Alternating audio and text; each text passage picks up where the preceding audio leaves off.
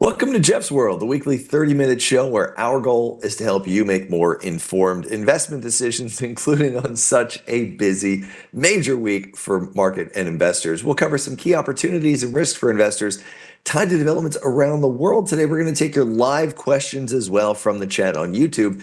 So you can ask us what's on your mind at any time by entering it in the chat. And we'll get to those questions in just a few minutes after we share some of our latest insights. Now, we have a few required disclosures before we get started. Of course, we don't know you personally, so we don't make personalized recommendations, but we do talk generally about the markets and the sectors and the areas of investing we think are likely to perform well or poorly and why. And things can and do change, so all the thoughts we share are subject to change as well, especially in this kind of week of lots of uncertain events. And of course, investing has risks, and international investing has unique risks like currency moves, so please keep all that in mind. Now, as is the case every week, I'm joined by Michelle Gibley and Heather O'Leary here on the Global Strategy team at Charles Schwab. Good morning, ladies. Good morning, Jeff. Good morning, everybody. Good morning, everybody. As usual, I'll be watching the chat and questions closely, and we will get to those in a little bit. Jeff, can you go ahead and kick us off with a quick rundown of what we're watching this week that could move the markets?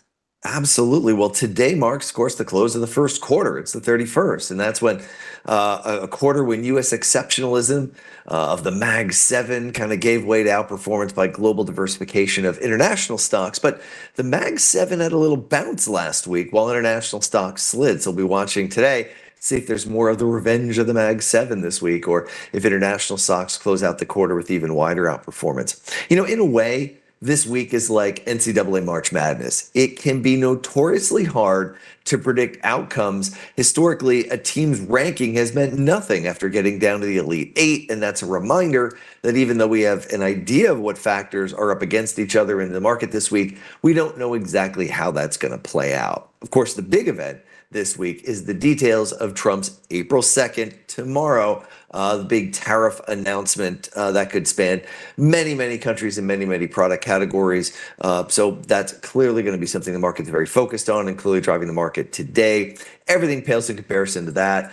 We also do get the U.S. jobs report, though, for March on Friday, which has economists projecting a slowdown to 138,000 jobs added during the month. And on Friday, also, we get a speech from Fed Chairman Powell. Now, the interest rate futures market is still pricing in two more Fed rate cuts this year. So he's going to be speaking at a business journalism conference in Virginia. After last week, we got the February PCE inflation report. That's the Fed's favorite inflation metric. That showed core inflation picking back up to 2.8%. So we'll see maybe how he characterizes inflation. And of course, by Friday, we'll certainly know a bit more about tariffs, and we'll see if he has anything to say on that. Now, we've heard a lot from President Trump after he hyped up April 2nd as Liberation Day with massive tariffs ahead, but he's tempered that statement in the past week about how there'll be flexibility on tariffs and how he may give countries breaks in what he's calling reciprocal tariffs and how he may not take all non-tariff barriers into account. So he seems to have been lowering expectations for the April 2nd tariffs over the past week after announcing the auto tariff. So I don't know what's going to be revealed. Clearly, it could be a huge, dramatic event. It could be maybe smaller than the market's anticipating. But to be clear, calling them reciprocal tariffs doesn't give us any real clarity on what the tariffs are going to be. Europe charges a weighted average import tariff of 1.3%. So it's not like we're matching Europe's tariffs or anything. I mean, you've got to add a lot of other stuff that don't actually impact trade at all, like a value-added tax, to get to a significant number of 20 or 25% that Trump likes to use. And anyone who thinks U.S. businesses are at any kind of tax system-based general disadvantage to their foreign competitors should just take a look at comparing the effective corporate income tax rate paid by, say, GM and Ford with those of, say, BMW or Toyota. GM has had an effective tax rate of about 1%, and BMW has been 26% effective tax rate over the past 5 years. So there's a big difference there. So not really sure what we're going to see this week. Jeff, like you say, we don't really know what we're going to see this week. We got auto tariffs announced last week. That was earlier than the April 2nd deadline. The question is, do they really happen this week? The auto industry and the S&P 500 is the worst performing industry this year. And so the market is priced some risk that they do go into effect, but perhaps not to the full degree announced last week. Trump said that the tariff would be permanent for the full duration of his term. Now, investors may be counting on maybe a reversal. We've seen this several times just in the last 2 months. When deadlines near or just pass, we've seen a reversal. Trump has said to have told automakers they better not raise prices, and then over the weekend he told them they could. I mean, he surely knows that a big jump in auto prices would be unpopular and, hurt his approval rating. So we could see a delay. There's a lot we don't know on how this will all unfold, but here's one scenario to think about. It's possible that the tariffs go into effect in April, but negotiations take place behind the scenes. And automakers, during that time, just decide not to ship cars out of April or in April out of Mexico, but they continue to produce them, but just keep them behind the border. And then if there's no breakthrough by the end of April, they may shut down production in Mexico. And then in May, they'll have to decide what they want to do. Do they decide to cross the border and pay the tariffs and then either take the hit to their profits or pass through the tariffs to their customers? Now, it's, again, possible the big Detroit Three are working on a press release, maybe in the next couple of weeks, of some kind of reshoring announcement that would happen over the next couple of years that maintains the current USMCA auto exemptions that are in place and just kind of buys them some time. What do you think, Jeff? Yeah, there's a lot of scenarios, even on cars, and we'll see if there are specific drug and semiconductor tariffs rolled out this week following last week's auto announcement, since those are the other two industries often highlighted for tariffs by the Trump administration.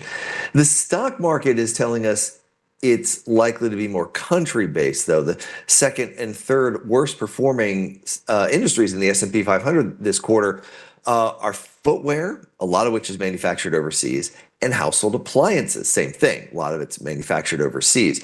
Pharmaceuticals and biotech are actually outperforming the overall S&P 500 in Q1. So we'll see if the market got it right, or maybe is surprised by what comes out tomorrow. Semiconductors have been hammered this year, but that's part of the rolling over of that whole AI theme. And of course, the semiconductor cycle we've pointed out for many months on this show, rolling over here and deteriorating the outlook for semiconductor stocks. Now, in terms of what else could be affected, in terms of retaliation, I don't expect that to come this week, or at least not all of it coming this week. Europe is likely to gradually outline its retaliation once Trump announces tariffs tomorrow.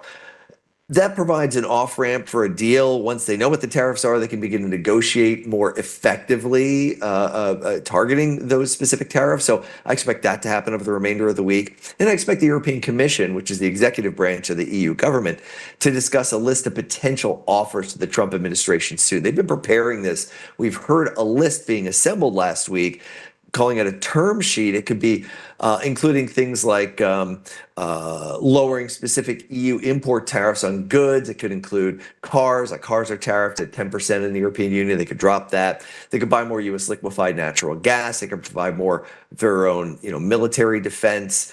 They could offer to invest more in the U.S. or ease regulation that's been thwarting some of the U.S. tech firms in the EU.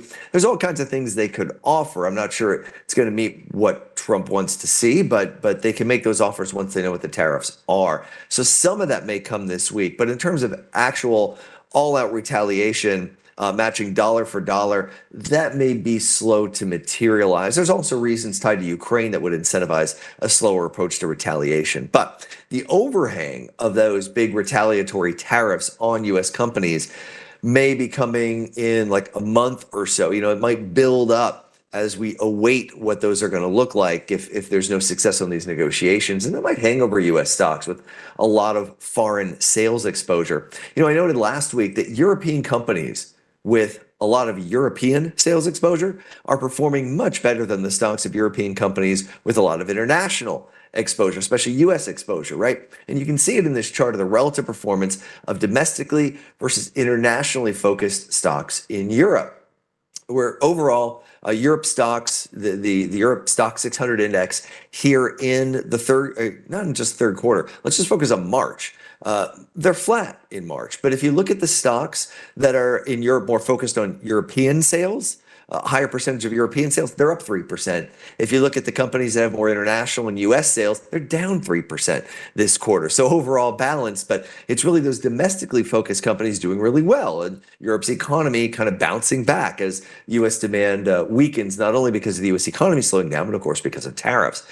But this is also happening in the US. You can see it in this chart. Companies more insulated from tariffs are doing better. For example, utilities are among the top performing sectors in the first quarter for the S&P 500. And they're, of course, almost all domestic sales. They don't really have any exposure to tariffs. So what we're seeing here is more domestically focused companies in the U.S. doing better than more internationally focused companies, again, because of the fear of those retaliatory tariffs. Other relative winners from this, again, more domestically focused stocks seems to be doing better on a relative basis. So might emerging market stocks. We've talked a lot about developed international stock markets outperforming U.S. stocks widely in the first quarter of 2025, as we predicted at the end of last year. And that's added to the outperformance over the past 2.5 years of developed international stock markets like Europe since the current bull market began back in October of 2022. We've been touting that all year long, but we've talked less about emerging markets, and they really stood out here in the first quarter. They haven't outperformed as much as developed markets have, but they really have outperformed the S&P 500. In fact, they're up about 5% in US dollar terms in the first quarter, while US stocks are down over 5% during Q1. And that echoes the wide outperformance by EM stocks in the first quarter of Trump's first term back in 2017. We pointed this out in our 2025 Global Outlook as well and on the show. Back then, emerging market stocks went to outperform not just in the first quarter of 2017, but the second quarter, the third quarter, the fourth quarter, even the first quarter of 2018. They consistently outperform. So what is this chart telling us? So if you take a look here, Q1, Q2, Q3, and Q4. So we're looking back at 2017 there in that dark blue and the orange column, showing quarter after quarter after quarter, emerging market stocks produce powerful gains, outperforming the S&P 500, despite the America First policies, right? Consistent outperformance. Now we're echoing that here in Q1 so far, with emerging market stocks really outperforming the S&P 500. I wouldn't be surprised to see this repeat next quarter as well. There are a number of things going for EM stocks here. For one thing, in 2017, the uncertainty and the trade war threats from the Trump administration did not derail rebounding global economic growth.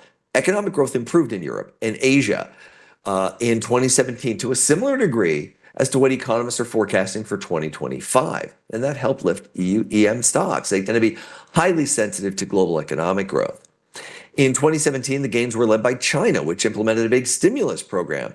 And that's in some ways similar to the package of total deficit spending, equivalent to 11% of GDP that Chinese leaders unveiled this year at the March 5th National People's Congress meeting.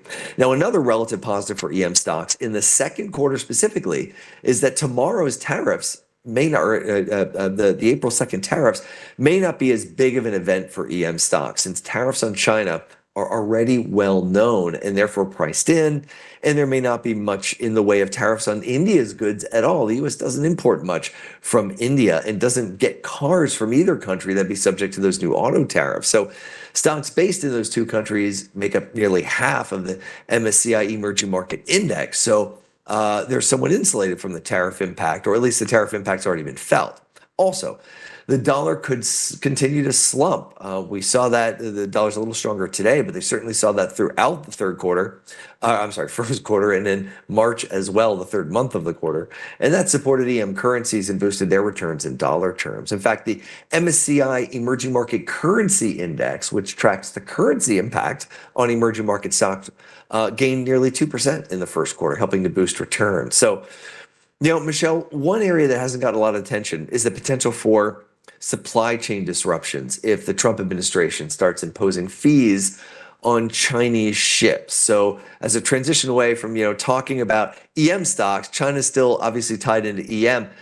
Trump administration has talked about saying, look, we've got to rebuild ship making in the U.S., so we're going to impose fees on any Chinese ships coming to U.S. ports. Walk us through the supply chain implications of this.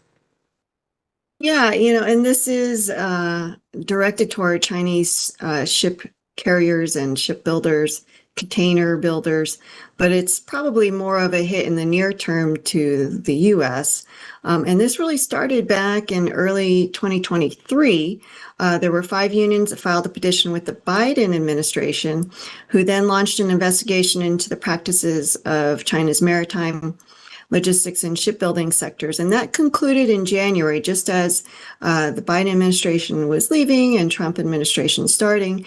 And so then in the Trump administration, in late February, the U.S. Trade Representative, the USTR, made a proposal for the implementation of 3 layers of penalties on Chinese shippers, as well as any carrier that uses a Chinese ship to transport U.S. goods, and any carrier that has an order to purchase a Chinese ship.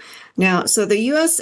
TR notes that starting in 1999, Chinese shipbuilders' market share was 5%, and that rose to 50% by 2023.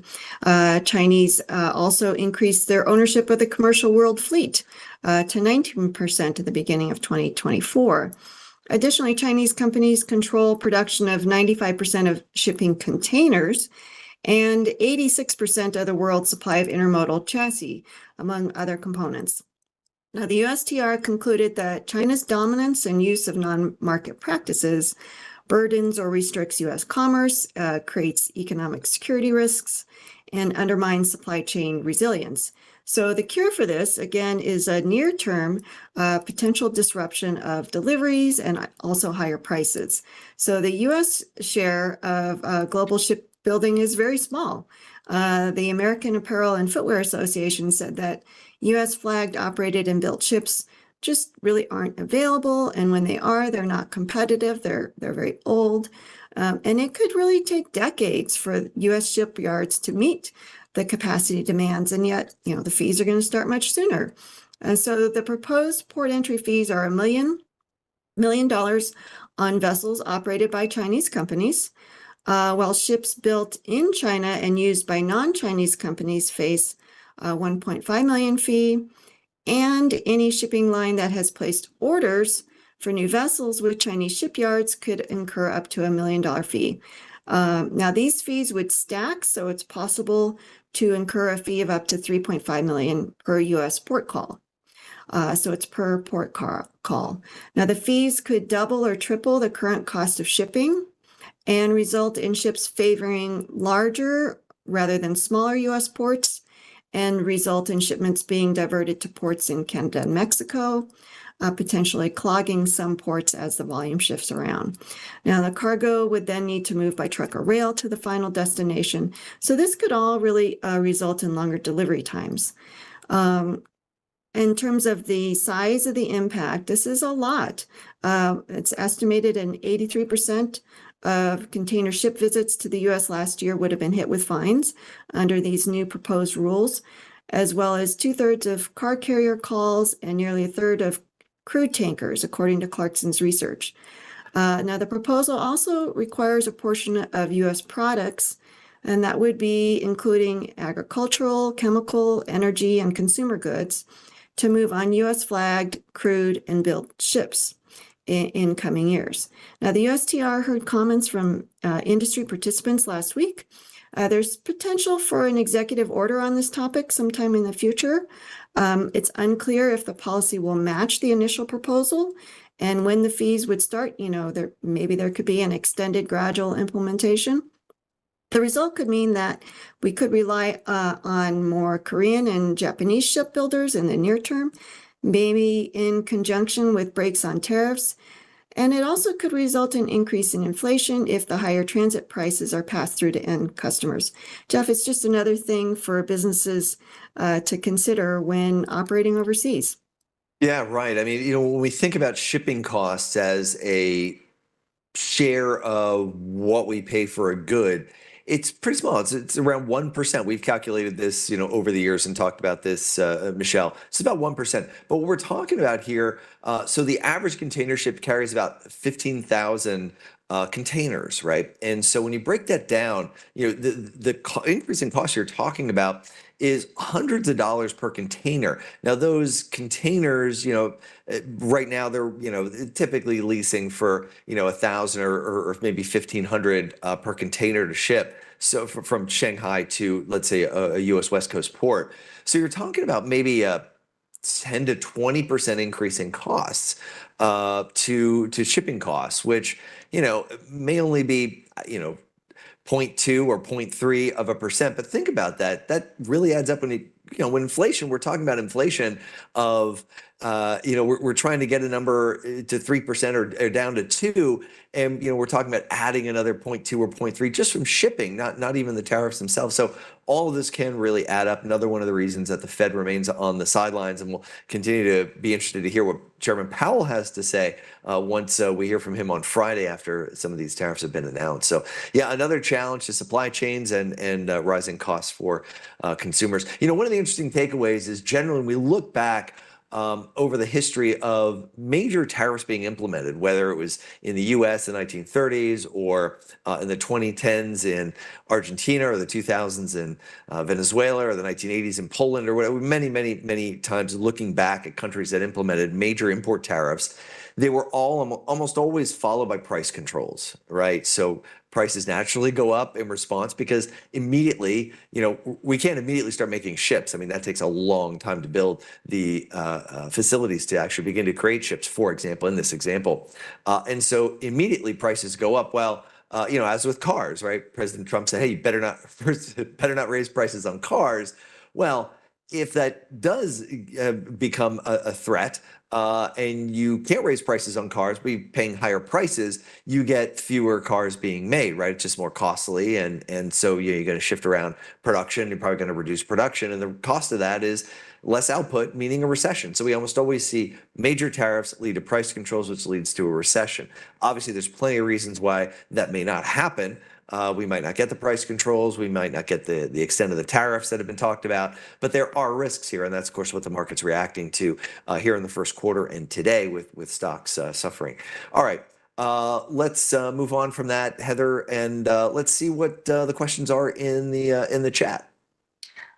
Terrific. Well, the first question is going to be kind of a follow-up to what you've just mentioned regarding risks of and impacts of recession. So in that scenario, would we think that Europe and China could actually be more impacted by tariffs than U.S. companies? And what would be the justification for investing internationally? So it would seem that they are not. I mean, those economies have relatively few U.S. sales, as for example, as a share of GDP. If you take a look at China, it's less than 3% of GDP tied to direct sales to the U.S. In Europe, it's even lower than that. So, the hit of less exports to the U.S. can be offset by more domestic consumer spending. So, in China, consumer spending makes up around 40% of GDP. So if they can see even a little bit of an uptick in consumer spending, wow, that more than offsets the 2.9% of their GDP tied to sales to the US. Same thing in Europe. Europe is spending a lot of money on infrastructure, a lot of money on defense spending, really cutting interest rates, doing a lot to motivate their economy and domestic consumer spending within their economy. That's making up the largest share of GDP in Europe, much more of an offset than the 2 or 3% of sales to the U.S. So those economies are forecast to accelerate their economic growth this year, not slow down into recession, but actually continue to improve despite the threat of tariffs. Whereas the U.S. economy much more impacted by those tariffs because they are implemented on everything or seemingly everything that the U.S. is going to be implementing, if you take Trump at his word, and therefore much more of a negative potential impact here, at least in the near term, on the U.S. economy. So that's one of the reasons why European economic forecasts are for an improvement in growth. Economic data coming in Europe and in Asia continues to exceed expectations in recent months, even though it's been missing expectations in the U.S. And most of the weeks this year, we've seen analysts raising their earnings forecast for this year for European companies while they've been cutting them for S&P 500 companies. So no, the tariffs are more negatively disproportionately impacting U.S. businesses than international ones. I'll give you a quick example why. The biggest exporters from Mexico to the U.S. are not Mexican companies. They're American companies, American listed stocks, GM and Ford, as they're exporting to the US. So they're the ones bearing the brunt of these tariffs, not Mexican companies, the biggest of which have almost no tariff exposure to the US because they don't do any exporting. They're domestically focused businesses like telecoms and banks, and Mexico's Walmart and a Coca-Cola distributor, which just sells within Mexico. So that's really important to keep in mind. We're not seeing this negative impact. Now, if other countries were to implement retaliatory tariffs on the U.S. and then begin to implement tariffs on each other, if the whole world moved into a major new tariff regime, well, that would have equally negative consequences around the globe. That does not seem to be the case. Most countries around the world are now moving to advanced free trade agreements. We've seen that from the UK. We've seen that from the EU and India moving towards that. New Zealand. They've all been talking about new free trade agreements in the last month, even as the U.S. has been closing its borders. So that should continue to favor growth outside the U.S. when combined with lower valuations on international stocks, should combine to continue to support international stock market outperformance. Thank you for that. Now, it has been reported there's actually been some retaliation, like Canadians not traveling to the United States, impacting tourism and losses here for the US economy. Do we expect that to be a significant impact to the US economy and maybe a boost to other countries where tourism would continue as it has in previous years? It's a great question. At the margin, possibly. Tourism is significant for some economies. It's less significant for the U.S., but it still matters. So we've seen a big drop off of Canadian tourists coming to the U.S. Canada is the biggest source of tourists coming to the U.S., and it's dropped dramatically. I think last week's show we talked about a 13% decline in travel in February, which is the latest data. But if you take a look at the OAG, which tracks flight reservations, and if you look all the way through from now through the summer, where most of the travel takes place, routes from Canada to the U.S. bookings are down 70%, 70. I don't know if I've ever seen that kind of dramatic move. So a real boycott of tourism into the U.S. and that can begin to show up for some tourism sensitive businesses. It's probably not big enough to affect GDP in a material way overall. Nor is it probably big enough to result in a big boost to tourism as it relates to GDP in, let's say, Europe or Asia. Although Japan does get a good share of its GDP from tourism, and so do some southern European countries. But for the most part, no. I would say it's probably not big enough to influence GDP, but it can really hit some businesses, airline businesses certainly, but you'll also see some tourism centralized businesses and cities that could begin to feel that pinch. So it's really interesting to see that very sharp drop off, and that's one way in which this sort of anti-U.S., anti-Trump response from our foreign neighbors like Canada, Mexico could really begin to have somewhat of an impact, but more industry focused than GDP wide. Thank you so much. One last question. Do we have an update on the Japanese yen and the recent moves that we've seen today and over the weekend? Michelle, why don't you take that one? We were talking about that earlier today. Yeah, the yen is getting a little bit of flight of safety as risks have increased, uncertainty has increased. And the yen has also strengthened this year because inflation in Japan has been hotter than expected, and it's more likely for the Bank of Japan to raise rates this year than what was thought a couple of months ago, versus the Fed is perhaps more likely to cut. We'll see. And so the interest rate differential between the dollar and the yen, or between U.S. Treasury yields and Japanese yields, has narrowed, and so that has been to the benefit of the yen, and that's hurt the Japanese stock market because a lot of Japanese companies are exporters, and so a stronger yen would hurt their profits. Yeah, we'll see what this week brings in terms of new tariffs. Obviously, Japan hit directly by auto tariffs, the big auto exporter. Less so from mainland Japan. Most Japanese cars actually made in the U.S. or in North America and not exported directly from Japan, but about 10% of the cars are. So that's a big impact for them. So we'll have to see what other manufacturing-based tariffs are hitting that economy. So that's a bit of a negative. But then, yeah, the currency also a bit of a factor. All right, well, that's our show. Thanks to Heather and Michelle, our producers, Andrew and Gabe, and everyone for the questions and for joining us. Tune in each week at 11 Eastern or catch the replay on YouTube. Also, be sure to click like on the show and share your comments. What are you watching this week? And we'll see you next week.